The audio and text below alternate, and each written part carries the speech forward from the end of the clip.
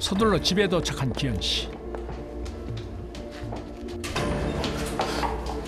집에 들어서자 그런데 매캐한 냄새가 코를 찌릅니다.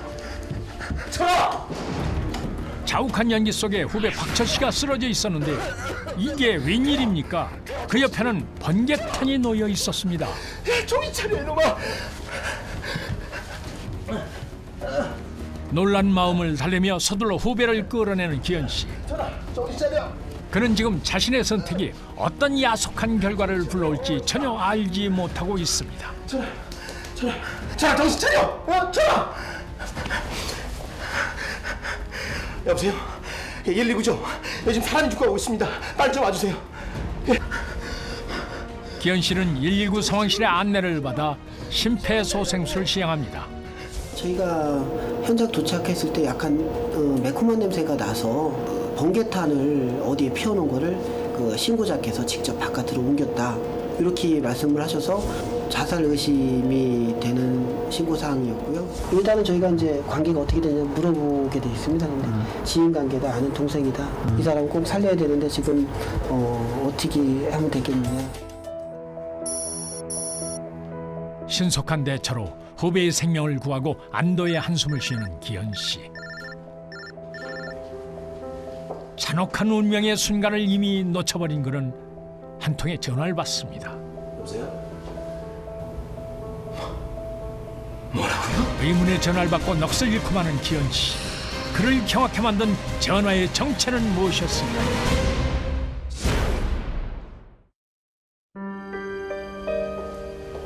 여보세요? 뭐라고요? 의문의 전화를 받고 경악하는 기현 씨. 전화의 정체는 무엇이었을까요?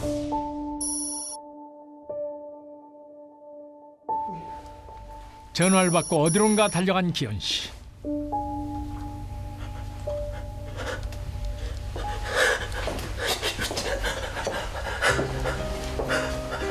아니 이게 어찌된 일입니까?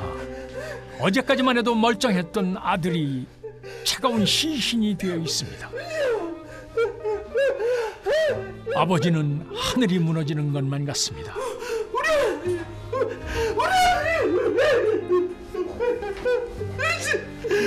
너좀 떠봐, 연재야. 아빠 왔어. 아빠 왔다고.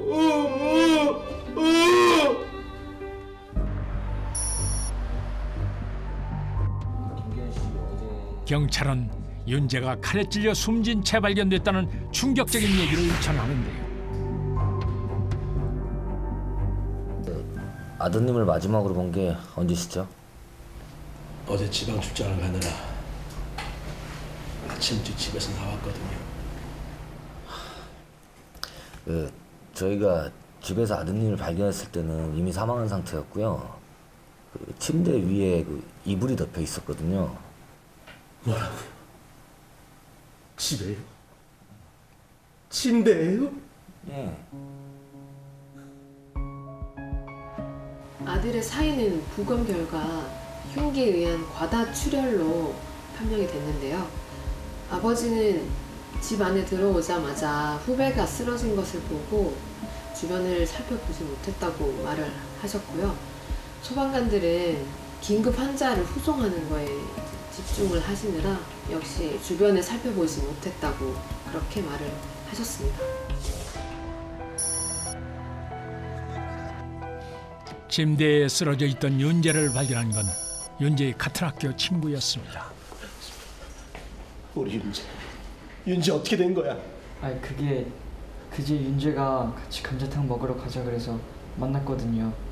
근데 윤재가 같이 자고 가라 그래서 자고 있었는데 그런데 이틀 전 밤 대체 무슨 일이 있었던 걸까요? 지금 저 피해자랑 마지막까지 본 남자가 저 병원 응급실에 있답니다. 그놈이 누구야?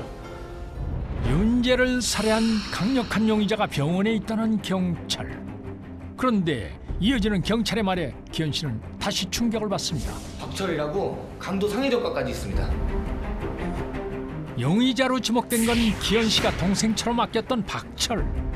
그가 진짜 범인이라면 기현 씨는 하나밖에 없는 아들을 살해한 살해범의 생명을 살려낸 건데요.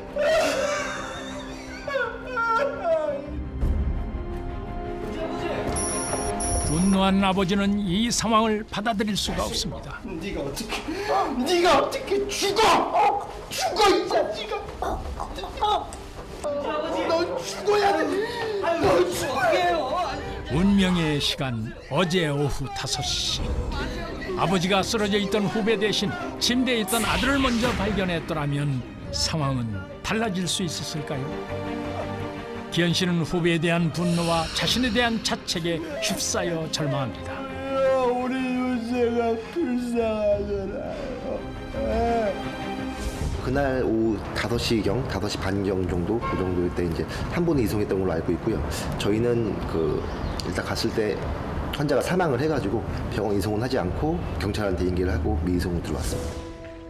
일주일 후 박철 씨, 사건의 중심에 있는 박철이 의식을 회복했습니다. 경찰은 지난 일주일간 확보한 증거들로 추궁에 들어갑니다. 일주일 전에 대체 무슨 일이 있었던 겁니까? 당신이 김윤재 학생 폭행하고 칼로 찔렀죠? 윤재가 칼에 찔렸다고요? 박철 씨, 아침까지 같이 있던 학생 진술 다 확보했습니다. 당신 옷에 묻었던 혈은 김윤재 학생 것으로 검사 결과 나왔어요. 이래도 계속 발뺌할 거예요?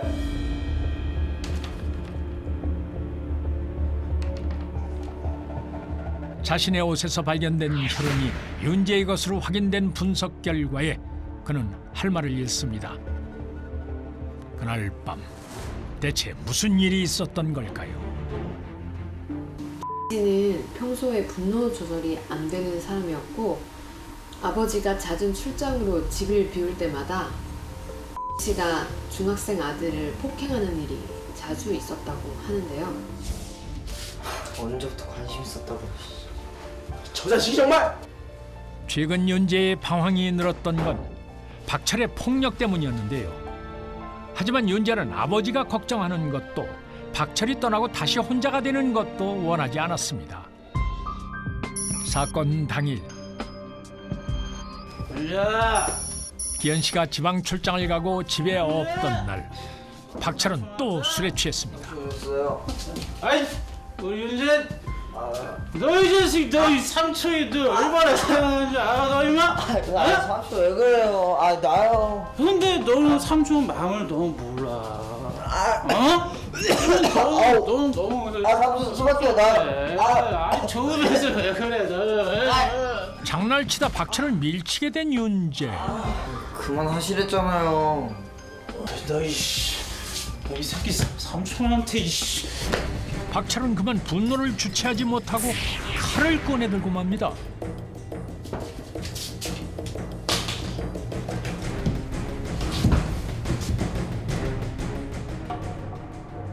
아침이 되고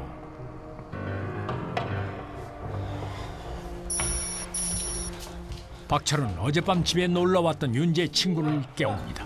일어나, 어? 야, 아침이야. 집에 가야지. 어? 일어나. 야, 부모님 걱정이잖아. 어? 집에 가야지. 윤재는요? 윤재는 저쪽 방에서 자고 있으니까 내가 일어나면은 너 갔다고 말해줄게. 어? 야, 안경 끼고. 윤재는 다른 방에서 자고 있다고 둘러대며 서둘러 윤재 친구를 돌려보내는 박철. 빨리. 뭐해? 가. 그는 술이 깨자 두려움에 휩싸입니다. 윤재야. 아이씨, 무슨 짓을 한 거야 내가. 진짜. 아이씨. 병원에 연락을 해서 늦었어. 지금 늦었잖아. 서서히 죽어가고 있던 윤재. 실수를 만회할 수 있는 시간이 아직 남아 있었지만 그 사실을 알지 못한 박철은 자살을 결심합니다. 그러나 생명의 촌각을 다투는 운명의 순간 아버지가 구한 것은 아들이 아니라 아들을 찌른 살인자였습니다. 아버지와 구급대원이 집을 다녀갔음에도 불구하고 밤 11시에 친구에게 발견될 때까지 아들은 방치되어 있었는데요. 아버지는 쓰러져 있는 살인범을 구하느라 같은 방에서 이불에 덮인 채 죽어있는 아들을 발견하지 못한 것이죠. 아들이 죽어가는 순간 아들 대신 살인범의 생명을 살린 아버지는 그 이후 정말 고통스러운 시간을 보내실 수밖에 없었습니다. 은혜를 악으로 갚은 남자. 그는 퇴원 즉시 구속됐습니다. 내가 어떻게 윤재? 내가 너한테 어떻게 했는데 이 자식아? 형, 내가 미쳤었나 봐. 내가 죽었어야 했는데. 내가 미친놈이지. 내 아들 죽어가는 것도 모르고. 강도 상해 전과가 있던 박철원. 중학생을 살해한 혐의로 무기징역형을 선고받습니다. 누구보다 서로를 아꼈기에 미처 어려움을 털어놓지 못했던 아들과 아버지. 아버지는 이 순간의 슬픔조차 저 세상의 아들만은 모르길 간절히 바랍니다.